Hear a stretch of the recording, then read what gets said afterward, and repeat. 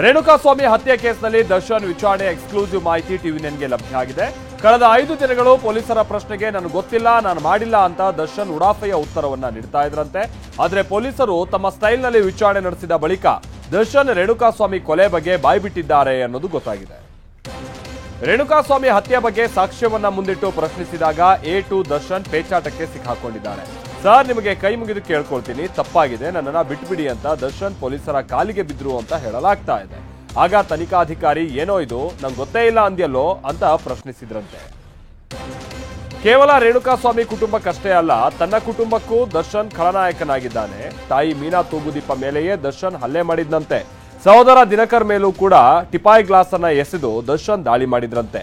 ಅದರಿಂದಲೇ ಪುತ್ರ ದರ್ಶನ್ ನಿಂದ ತಾಯಿ ಮೀನಾ ಹಾಗೆ ಸೋದರ ದಿನಕರ್ ಅಂತರವನ್ನ ಕಾಯ್ದುಕೊಂಡಿದ್ದಾರೆ. ಮೈಸೂರಿನ ಸ್ಟಾರ್ ಹೋಟೆಲ್ನಲ್ಲಿ ನಾಳೆ ಪೊಲೀಸರು ಮಹಜರನ್ನ ನಡೆಸಲಿದ್ದಾರೆ. ದರ್ಶನ್ ಅನ್ನ ಕರೆದೊಯ್ದು ಸ್ಥಳ ಮಹಜರು ನಡೆಸಲಿದ್ದಾರೆ. ರೇಣುಕಾಸ್ವಾಮಿ ಕೊಲೆ ಬಳಿಕ ನಟ ದರ್ಶನ್ 3 ದಿನಗಳ ಕಾಲ ಸ್ಟಾರ್ ಹೋಟೆಲ್ನಲ್ಲಿ ವಾಸ್ತವ್ಯವನ್ನ ಹೂಡಿದ್ದರು. ಕೊಲೆಯಾದ ರೇಣುಕಾಸ್ವಾಮಿ ಮೈಮೇಲಿದ್ದಂತ ಚಿನ್ನದ ಸರವನ್ನ ಡಿ ಗ್ಯಾಂಗ್ ದೋಚಿದ್ದಾರೆ ಅನ್ನೋದು ಗೊತ್ತಾಗಿದೆ. ಚಿನ್ನದ ಸರ ದೋಚಿದಂತ A4 ರಾಘವೇಂದ್ರ ಪತ್ನಿಗೆ ಕೊಟ್ಟಿದ್ದಂತೆ. ಈ ಸರವನ್ನ ರಾಘವೇಂದ್ರ ಪತ್ನಿ ಬಳಿ ಇದ್ದ ಚಿನ್ನದ ಸರವನ್ನ ಪೊಲೀಸರು ವಶಕ್ಕೆ ಪಡೆದಿದ್ದಾರೆ. ಡಿ ಗ್ಯಾಂಗ್ನಿಂದ ಹತ್ಯೆಯಾದಂತ ರೇಣುಕಾಸ್ವಾಮಿ ಕೈಲಾಸ ಶಿವಗಣಾರಾಧನೆ ಇವತ್ತು ನಡೀತಾ ಇದೆ.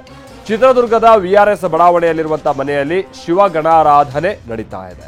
ಚಿತ್ರದುರ್ಗದಲ್ಲಿನ ರೇಣುಕಾಸ್ವಾಮಿ ಮನೆಗೆ ಹೆಬ್ಬಾಳ ಶ್ರೀಗಳು ಭೇಟಿ ನೀಡಿದ್ದು ಶಿವಗಣಾರಾಧನೆಯಲ್ಲಿ ಭಾಗಿಯಾಗಿದೆ. ತೈಲ ಬೆಲೆ ಏರಿಕೆ ಖಂಡಿಸಿ ಬೆಂಗಳೂರು ಸೇರಿದ ಹಾಗೆ ಎಲ್ಲ ಜಿಲ್ಲಾ ಕೇಂದ್ರಗಳಲ್ಲಿ ಬಿಜೆಪಿ ಕಾರ್ಯಕರ್ತರು ಧರಣಿ ನಡೆಸಿದರು. ಬೆಳಗಾವಿ, ಕೊಡಗು, ತುಮಕೂರು, ಕಲಬುರಗಿ, ಹಾವೇರಿ ಹಾಗೆ ವಿಜಯಪುರದಲ್ಲೂ ಕೂಡ ವಿಭಿನ್ನವಾಗಿ ಪ್ರತಿಭಟನೆಯನ್ನ ನಡೆಸಲಾಗಿದೆ.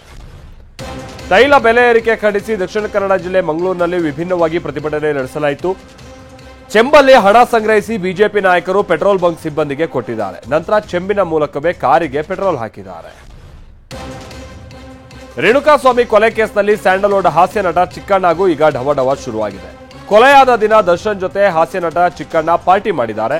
ಸ್ಟೋನಿ ಬ್ರೂಕ್ ಹೋಟೆಲ್ನಲ್ಲಿ ಪಾರ್ಟಿಯಲ್ಲಿ ಸ್ಟಾರ್ ಹಾಸ್ಯ ನಟ ಭಾಗಿಯಾಗಿದ್ರು. ಹೀಗಾಗಿ ವಿಚಾರಣೆಗೆ ಹಾಜರಾಗುವಂತೆ ಚಿಕ್ಕಣ್ಣಗೂ ನೋಟಿಸ್ ಅನ್ನ ನೀಡಲಾಗಿದೆ.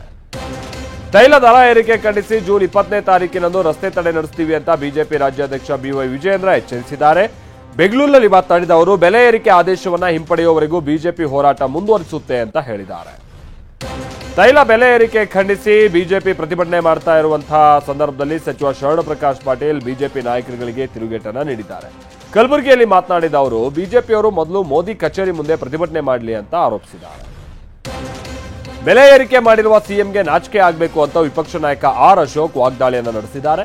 ಬೆಂಗಳೂರಿನಲ್ಲಿ ಮಾತನಾಡಿದ ಅವರು ₹1 ಬೆಲೆ ಏರಿಕೆ ಆದಾಗ ಹೋರಾಟ ಮಾಡಿದ್ರಿ, ಆದ್ರೀಗ ನೀವೇ ₹3 ಹೆಚ್ಚಳ ಮಾಡಿದ್ದೀರಿ, ನಿಮ್ಗೇನಾದ್ರೂ ಮಾನ ಮರ್ಯಾದೆ ಇದೆಯಾ ಅಂತ ಕಿಡಿಕಾರಿದ್ದಾರೆ.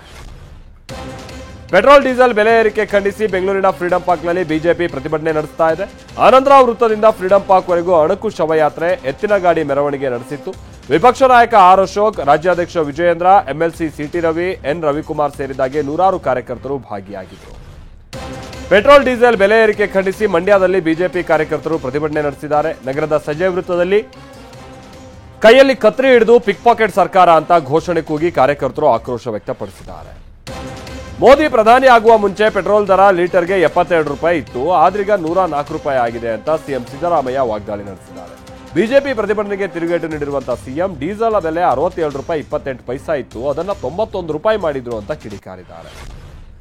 UPA ಸರ್ಕಾರ ತೈಲ ದರ ಹೆಚ್ಚಿಸಿದಾಗ ಗುಜರಾತ್ ಸಿಎಂ ಆಗಿದ್ದ ಮೋದಿ ಕಟುವಾಗಿ ಟೀಕಿಸಿದ್ದರು. ಆದ್ರೀಗ ಪ್ರಧಾನಿ ಆದ ಮೇಲೆ ತೈಲ ಬೆಲೆ ಇಳಿಸಿಲ್ಲ ಅಂತ ಸಿಎಂ ಸಿದ್ದರಾಮಯ್ಯ ಕಿಡಿಕಾರಿದ್ದಾರೆ. 3ನೇ ಬಾರಿಗೂ ಅಧಿಕಾರಕ್ಕೆ ಬಂದ ಮೇಲೆ ಅವರು ತದ್ವಿರುದ್ಧವಾಗಿ ನಡೆದುಕೊಂಡಿದ್ದಾರೆ ಅಂತಲೂ ವಾಗ್ದಾಳಿಯನ್ನ ನಡೆಸಿದ್ದಾರೆ. ತೈಲ ದರ ಹೆಚ್ಚು ಮಾಡಿದ್ದಕ್ಕೆ ಬಿಜೆಪಿ ಪ್ರತಿಭಟನೆ ಮಾಡ್ತಾ ಇರೋದಕ್ಕೆ ಸಿಎಂ ಸಿದ್ದರಾಮಯ್ಯ ಕಿಡಿಕಾರಿದ್ದಾರೆ. ಗೃಹ ಕಚೇರಿ ಕೃಷ್ಣಾದಲ್ಲಿ ಸುದ್ದಿಗೋಷ್ಠಿ ನಡೆಸಿದ ಅವರು, ನಾವು ಕೇವಲ ತೈಲ ದರವನ್ನ ₹3 ಹೆಚ್ಚಿದ್ದೀವಿ, ಬಿಜೆಪಿಯವರು ಕೇಂದ್ರದ ವಿರುದ್ಧ ಧರಣಿ ಮಾಡಬೇಕು ಅಂತ ಹೇಳಿದ್ದಾರೆ. ಪೋಕ್ಸೋ ಪ್ರಕರಣದಲ್ಲಿ BS ಯಡಿಯೂರಪ್ಪ CID ಕಚೇರಿಯಲ್ಲಿ ವಿಚಾರಣೆಗೆ ಹಾಜರಾಗಿದ್ದಾರೆ. ಇನ್ನು CID ಕಲೆ ಹಾಕಿದ ಸಾಕ್ಷಿಗಳನ್ನು ಮುಂದಿಟ್ಟು ತನಿಖಾಧಿಕಾರಿಗಳು ವಿಚಾರಣೆ ನಡೆಸಿದ್ದಾರೆ. BSY ಅವರಿಂದ ಪಡೆದಿರುವಂತಹ ವಾಯ್ಸ್ ಸ್ಯಾಂಪಲ್ ರಿಪೋರ್ಟ್, ಹಣ ನೀಡಿರುವ ಆರೋಪದ ಕುರಿತು ವಿಚಾರಣೆಯನ್ನು ನಡೆಸಲಿದ್ದಾರೆ. ಇವತ್ತು ದೇಶದಾದ್ಯಂತ ಮುಸ್ಲಿಂ ಸಮುದಾಯದಿಂದ ಬಕ್ರೀದ್ ಆಚರಣೆಯನ್ನು ನಡೆಸಲಾಗ್ತಾ ಇದೆ. ಬಕ್ರೀದ್ ಹಬ್ಬ ಹಿನ್ನೆಲೆಯಲ್ಲಿ ಬೆಂಗಳೂರಿನ ಚಾಮರಾಜಪೇಟೆಯಲ್ಲಿರುವಂತಹ ಮೈದಾನದಲ್ಲಿ ಸಾಮೂಹಿಕ ಪ್ರಾರ್ಥನೆಯನ್ನು ಸಲ್ಲಿಸಲಾಯಿತು. ಈ ಸಾಮೂಹಿಕ ಪ್ರಾರ್ಥನೆಯಲ್ಲಿ ಸಿಎಂ ಸಿದ್ದರಾಮಯ್ಯ ಕೂಡ ಭಾಗಿಯಾದರು. ಸಿಎಂಗೆ ಸಚಿವ ಜಮೀರ್ ಅಹಮದ್ ಸೇರಿದ ಹಾಗೆ ಹಲವರು ಸಾಥ್ ನೀಡಿದರು.